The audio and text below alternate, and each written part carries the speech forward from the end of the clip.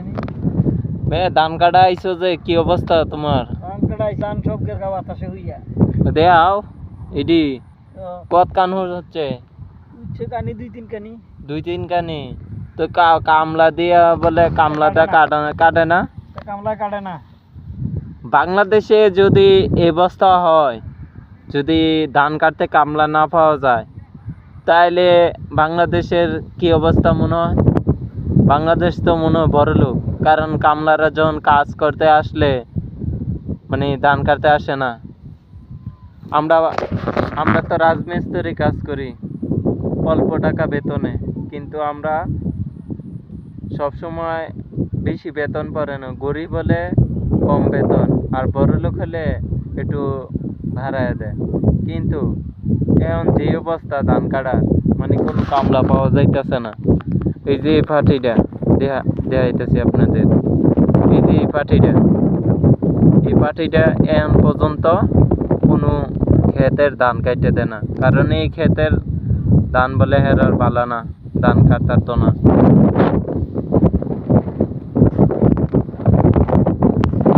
আজকে প্রচুর পরিমাণ সকালতে বৃষ্টি হয়েছে।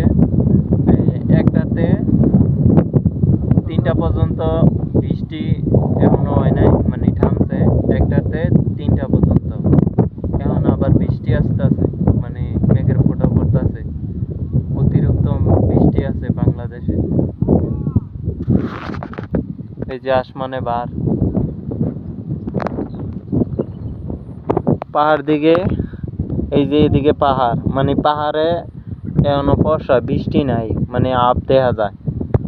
এই যে পাহাড়, এই যে এইদিকে দক্ষিণ দিকে বৃষ্টির বাহার অনেক, পশ্চিম দিকেও। কি করবো, কামলা পাই না।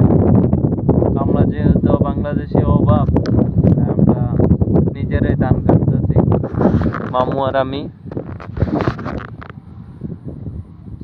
মামুর টিন মেস্তুর, বুঝছেন?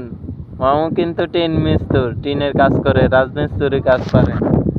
আমরা রাজমিস্ত্রি টিন মেস্তুরি কাজ পারি, মানে আমরা যে সময় যেটা পারি সেটাই করি। দেন আজকে বড় জুতা পিন্দেছি, মানে কারা খেতে পাও কাইটা গেছে।